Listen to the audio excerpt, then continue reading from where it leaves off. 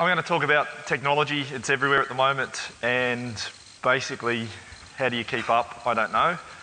We want to talk about putting that into plain English. The industry is full of people who use jargon and acronyms to try and sell, and I wanted to use today to really just describe what's going on in simple terms. I'm going to do something different, and I'm not sure how this is going to work with the number of people in the room, but I actually ask you to leave your mobile on. We're going to run a little live survey throughout today's presentation, and I'm going to start with one. Question is, do you have email access with you today? Now what you can do, you can go to pollev.com/mattpaf595 and vote. Otherwise you can text message mattpaf595 to 0427 541 357. So either go to your web browser, pollev.com/mattpaff595. A for yes, you have email access with you today. B for no. If you want to use SMS, 0427 541 354. Text A for yes or B for no. Here we go, we've got a response. Who was the first person? Hey, there we go. 2 people. All right. Given that we're sort of running a little behind, that poll will keep running. I'm going to move on to the next one, which is if you were asked 5 years ago, would you have had your email with you? A, 0427 541 357, or pollev.com/mattpaf595. What I'm just trying to use here is an example that the world's changing. You know, access to email, even in the sales environment, wasn't as freely available 5 years ago. If it was, you're probably using one of those devices. What were they called? BlackBerry. No offence to those who've still got BlackBerries, but they were the way that people got email 5 years ago. These days we've moved on and technology is available. Famous quote from a Greek philosopher called Heraclitus of Ephesus: "Nothing endures but change." You know, 3,000 years later, that rings more true today than it did even back then. The issue is that the technology industry is full of snake oil salesmen who basically use buzzwords and jargon to convince people without perfect knowledge to buy what they've got to sell because it's the latest and greatest and you should know about this. What do you mean you don't know about ODBC or APIs, or you should know about this sort of stuff? It's something that the industry, because it's relatively immature compared to a lot of other industries, that will continue to go on. And there's an unfair advantage generally between the seller and the buyer. The buyer doesn't always have perfect knowledge of what the seller is talking about. So what I'll promise in this session is to break down through the buzzwords, talk about stuff in plain English. What does it mean for sales professionals? And then I'm going to give you 5 of my own predictions at the end for what's going to happen in the next 5 years. So we're going to start with this. Everyone knows about this, everyone hears about this. It's the cloud. If you want to YouTube it one day, Larry Ellison, the CEO of Oracle, in 2008, he was describing what the cloud is. And he said, we've redefined cloud computing to include everything that we currently do. So everything is cloud computing these days. You see, you can get cloud hardware. You can get cloud devices. Everything, put the word cloud in there and all of a sudden it's something latest and greatest and new. He also went on in the talk to say that the technology industry is the only industry more fashion driven than women's fashion, because we're always looking for the latest and the greatest and the new and rebadging things. I went and consulted Wikipedia on what the cloud is. It's a paradigm where computing resources are offered as a utility, moving away from a traditional CapEx model to OpEx. Sounds like a business model. The cloud is being used to change the business model of software vendors. I remember probably about 15 years ago, Telstra were talking about bringing in timed local calls. the talkback radio, the letters to the editors that were about at the time, they can't do it. 20 cents local call is what Australians pay for local calls. Then these things came along. Everyone started paying for local calls, timed local calls. Then obviously the model's even moved on further now with cap plans and those sorts of things. But the point is, technology becomes a driver to change the business model. And the key thing why you get evangelical followings of the cloud primarily is the change in the business model. Moving away from a one-off purchase to an ongoing recurring revenue stream. That's why there is so much buzz around this. It's companies that weren't historically able to make that transition is being provided with a business model. It's not just the business model, obviously. It is also a deployment method. It's storing and accessing data and programs over the internet instead of your computer's hard drive. That's what we most associate with the cloud. But what's really going on? The cloud, yeah, that's well and good, but what are the key things that are being driven by the cloud? Well, as I said, it's improved accessibility, improved mobility, improved connectivity, chunkification. Now, it's a big word. I'm going to explain it when we get to it. Zero entry, big data, social. There's a lot of other things going on, but I think these are the key ones that apply to sales professionals, and all sales professionals should have their heads across it. So let's talk about improved accessibility. To be honest, I'm not going to talk much about it because it's pretty logical. You're able to get your email on your phones. You're able to communicate with your customers whilst you're at a conference. You're able to organise access to your systems. You can use systems such as Salesforce to access your CRM wherever you are. You can use your systems wherever you are in the world, and it's all because of the accessibility. The only point I'm going to make on accessibility is how secure is your data in that environment. If you're a sales manager, would you feel safe that if a staff member left to go to a competitor, that they wouldn't have access to your data anymore? Particularly in the world of BYOD, bring your own device. How much of your company's data is actually going to remain on that staff member's device? So in accessibility opens up and makes it easier if something quite negative was going to happen. It used to be difficult to, print off a heap of reports and this is the customer list in Excel or whatever. Now, with remote accessibility, if you're not cutting off access to staff members who may have left, there's consequences of that. So I frame that from accessibility. Other areas of accessibility are fairly logical. It's access from wherever you are. The improvements to mobile broadband, the improvements to devices has made accessibility much better. Leads us to improved mobility. The workforce is more mobile these days and there's more devices available for mobility. I remember the first touchscreen tablet computers in the 90s. These things weren't new, but what they've done is they've been consumerised. The other very important thing about mobility is the nature. It used to be that a software company could develop for one platform, Windows. 99% of the world was happy to use software that ran on Windows. You now have a multitude of platforms in the mobile space. Android's the biggest, iOS is the second biggest, Daylight, then Windows, BlackBerry. You probably haven't even heard of Tizen and WebOS yet. But there are a multitude of platforms which developers need to develop for. This idea of native apps, it's not just about the cloud, it's about providing the true interaction with the hardware device, and the best way to get that interaction with the hardware device is through native apps. It's also a great way to get your application out into the world where you can get it into the App Store with the other 5 million applications. Mobility is a major example of consumer driving the business technology market, and that's one of the key drivers of what's happening in technology in the world at the moment. It used to be that consumer technology and business technology were quite separate. What you're now finding is that they're the same people. If you actually go back to when Windows was introduced, Bill Gates and Microsoft intended Windows to be their consumer platform, not their business platform. As far as they were concerned, DOS was going to continue to be the business platform because it was stable and it worked really well in multi-user environments. Early versions of Windows just did not work in multi-user environments and this sort of stuff. But what happened is people went, I love this multitasking thing. I love how user-friendly that is. And then Windows basically took over and killed off DOS.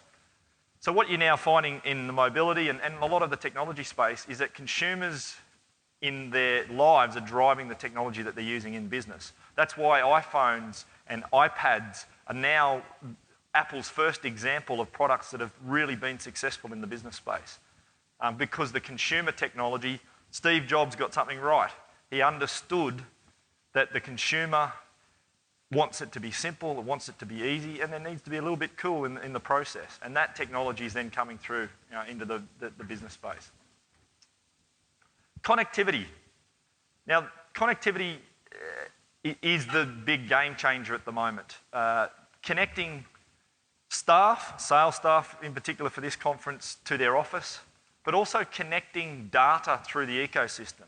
So it used to be okay to basically have manual processes to process sales orders. A sales rep out on the road could go and get a carbon book to place their orders. Across the road's the Reed Gift Fair. Kira and I walked around the Reed Gift Fair yesterday, and there's still people doing their orders on carbon books. Someone then has to sit in the office and key that data in. The world's moved on from that now. There's mobile devices, remote entry of data straight into systems, collection of data. So connectivity is about connecting the data flow. And the data flow is not just intra-company, as in within my own company. It's also within my ecosystem, to my customers, to my suppliers.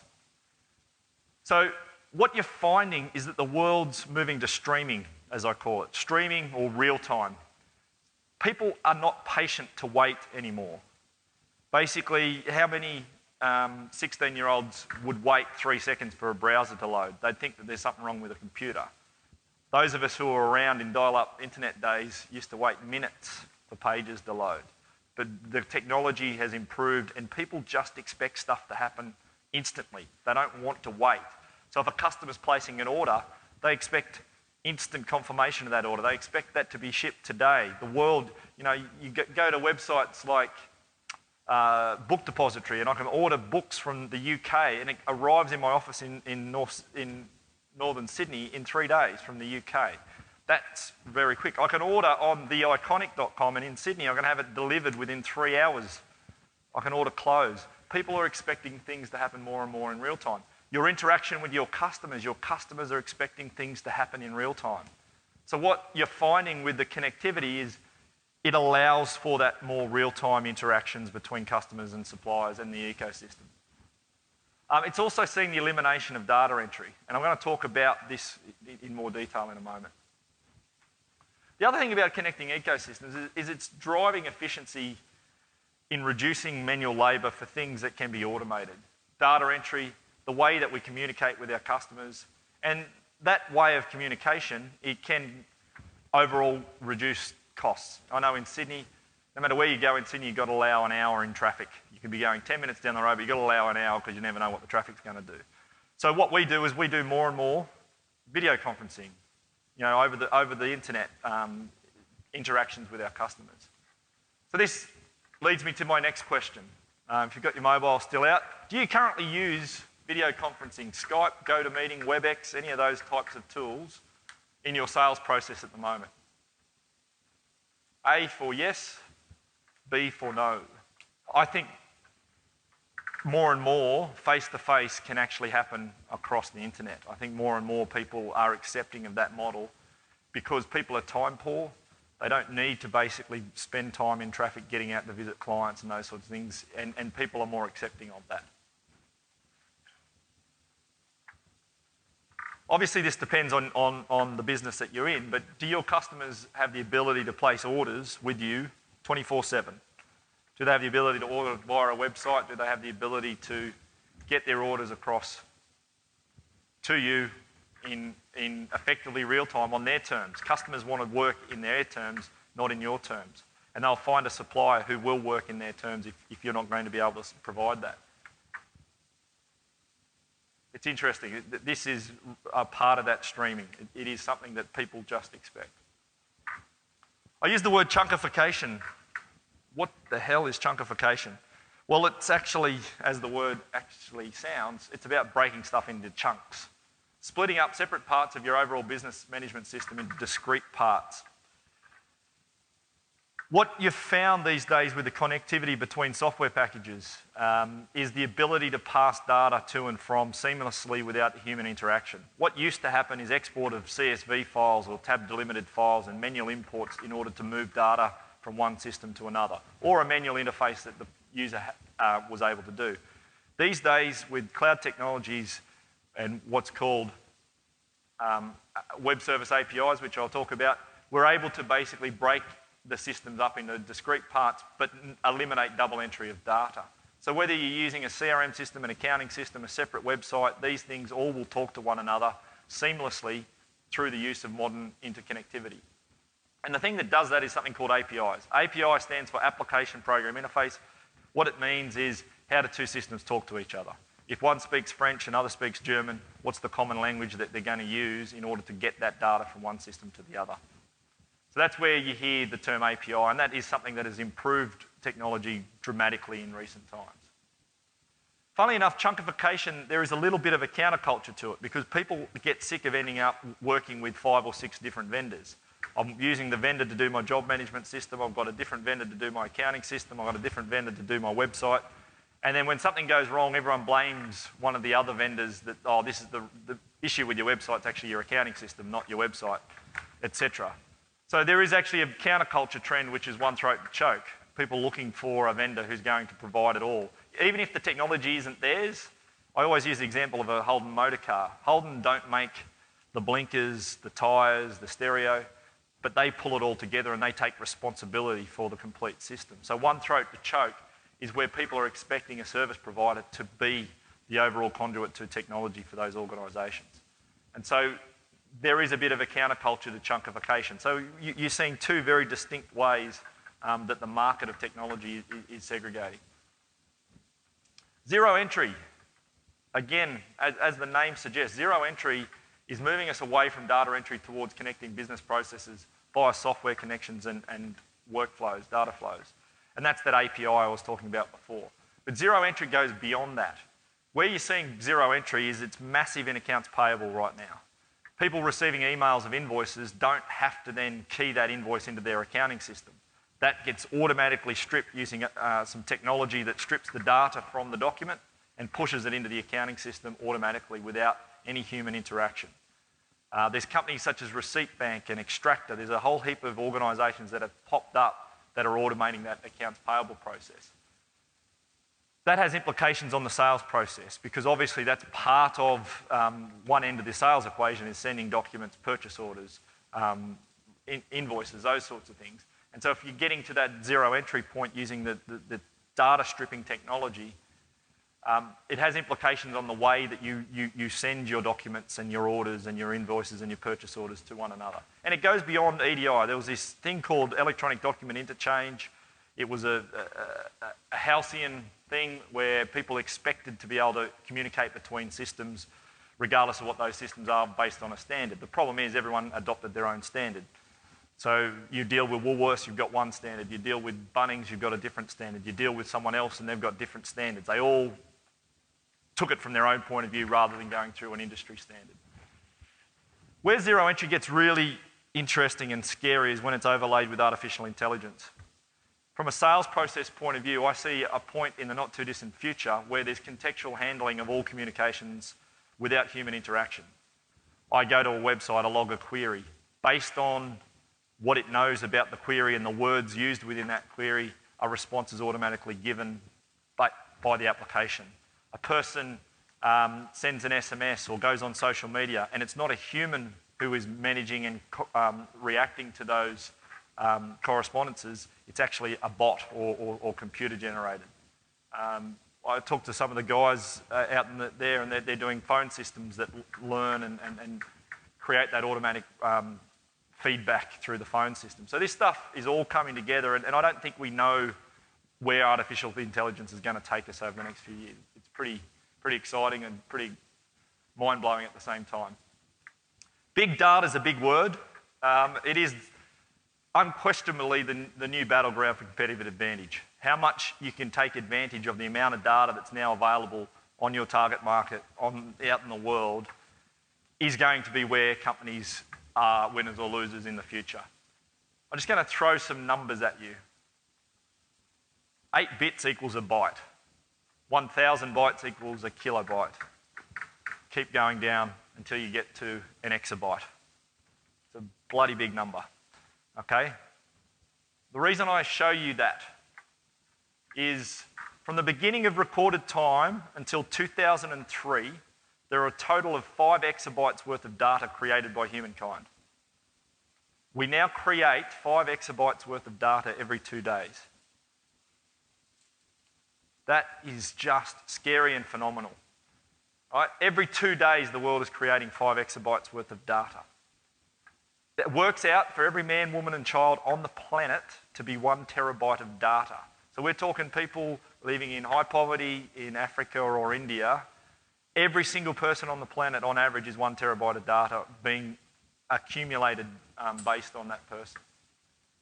There are 4 convergent drivers: the cloud, social media, mobile, and the Internet of Things. The Internet of Things is the next thing you'll hear a lot more about. That's where devices, machines are connected to the internet and constantly feeding information back. The way that vending machines work now has changed. Vending machines will automatically send data back to head office. They're the 4 key drivers as to why data is growing. I'll just give you an example. Walmart can tell within 3 minutes and 11 seconds if they're out of a particular type of toilet paper on their shelves, because they know within 3 minutes and 11 seconds they should have had a transaction at one of their cash registers in that store for that particular toilet paper. So their systems are set up based on 5,000 cash register transactions per second are processed through Walmart, right? They can tell within 3 minutes, 11 seconds, and they're now using that data to replenish the shelves. Okay, hang on, we haven't sold any of that toilet paper in the last 3 minutes and 11 seconds. Someone needs to go and make sure we got that on the shelf. It's scary how big data is being used, but you can see how that is a competitive advantage over the guys down the road doing similar things. There's 4 V's associated with big data. The volume, pretty big numbers you saw there before. The velocity, the rate at which the amount of data being collected is growing. The variety, there's data being collected from all different sources. Social media, as I said, it's been coming through your accounting system for years. It's been coming via various forms. And the veracity, there was a study done recently, 27% of executives in Fortune 500 companies in the US state that they don't know how much of the data that they've given is factually correct or not. So there's a level of veracity that needs to come in with big data around, is it accurate? Because we don't have to sample anymore. You used to sample 5% to understand what's going on. You now can actually sample the entire population. That's what big data gives us.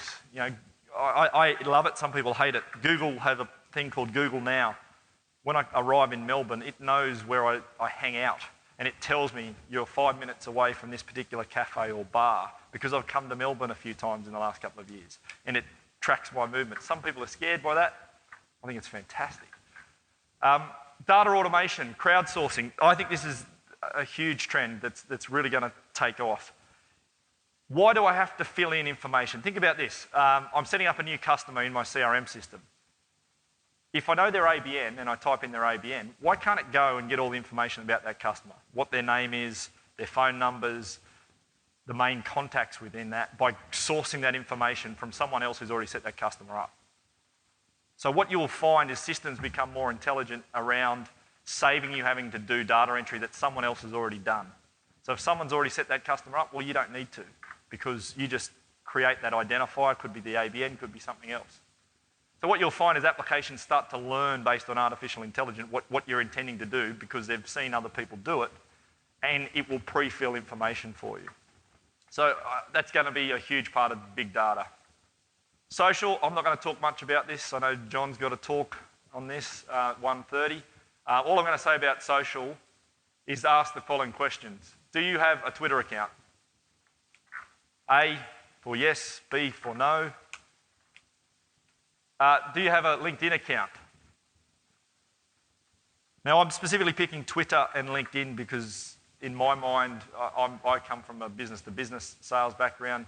B2B is, for me, Twitter and LinkedIn are probably the 2 dominant platforms over, say, a Facebook or a Google+. Here's some stats from I actually got from LinkedIn. The buyer's process has actually already changed. Social media has driven a change in how people buy stuff. The average person will now involve 5.4 people in the decision making of B2B. 5.4 people are involved. 75% of B2B buyers now use social media to become more informed of the vendor that they're buying from. 90% of decision makers will never respond to cold calls. Right? Doesn't show up very well, but there's over 6 million people now on LinkedIn in Australia. It's the 9th most visited website in the world. And what happens on LinkedIn? You give your details about where you work, what your position is. We've just implemented at our company a product called LinkedIn Navigator, Sales Navigator. I'm not here to sell their product, but gosh, it changes the game.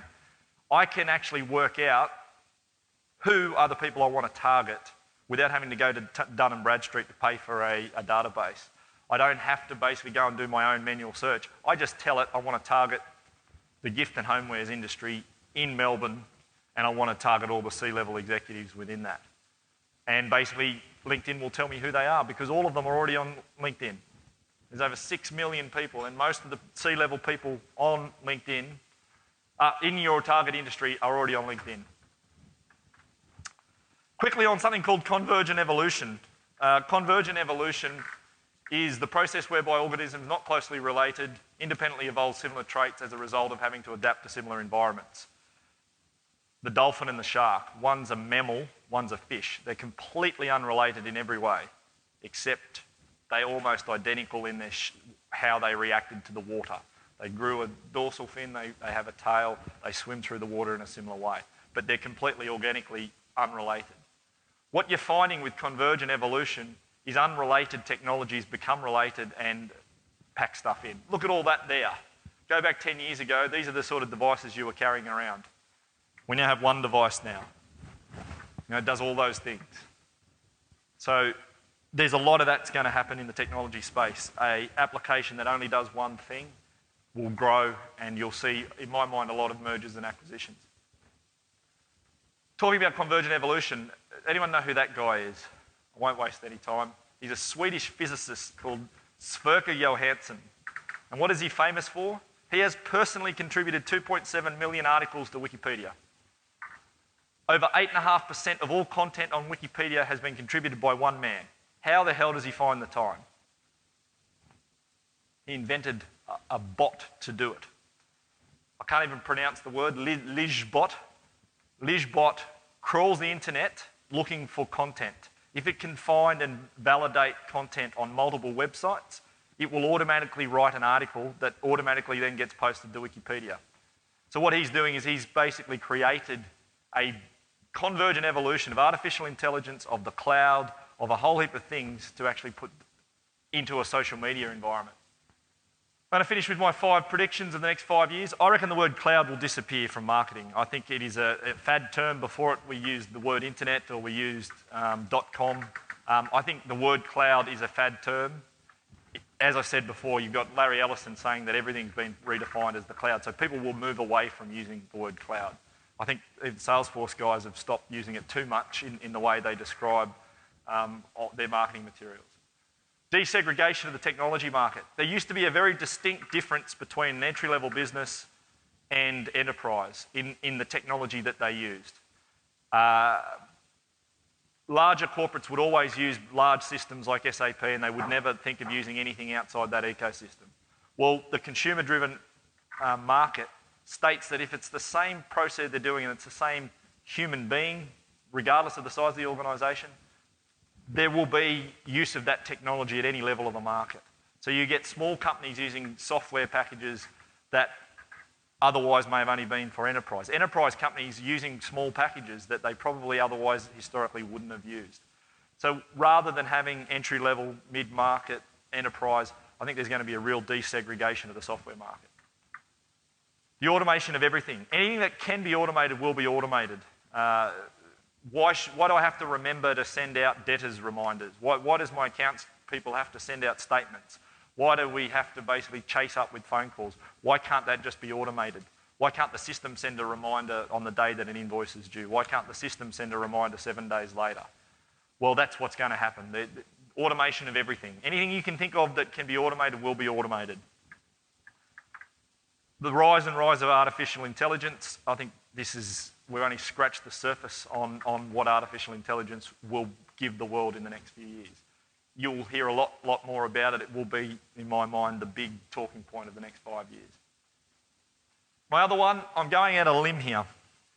I think the next big, we've seen Facebook, we've seen WhatsApp sell for $19 billion. We've seen Instagram sell for $3 billion. The world is really focused on social media tools in recent times. I think the next trend that we haven't really seen much on yet is life management tools. We all tend to keep filing cabinets at home or folders of information. Where's my car rego? What insurance company am I with? Who am I paying my rates bills to? Life insurance, etc. All that stuff is generally kept disparate or in a filing cabinet in paper form at home. I think what you're going to start to see is non-social media, this idea of life management, pulling all that together for you automatically, rather than me having to instigate payment of a bill, the bills being automatic, that I know I've got to pay my electricity bill. My bank takes care of that for me. Yes, I can set up direct debits now, but I think it'll go the other way where bills will come in, my bank will just take care of some of that. So I think there's going to be a real push towards life management as a big trend in an application market. But we'll see. Anyone who thinks they know what the future holds in the technology space is kidding themselves. It's all about guesses at this point in time. It's about being agile and being able to adapt. But they're my 5 predictions for the next 5 years. Thank you.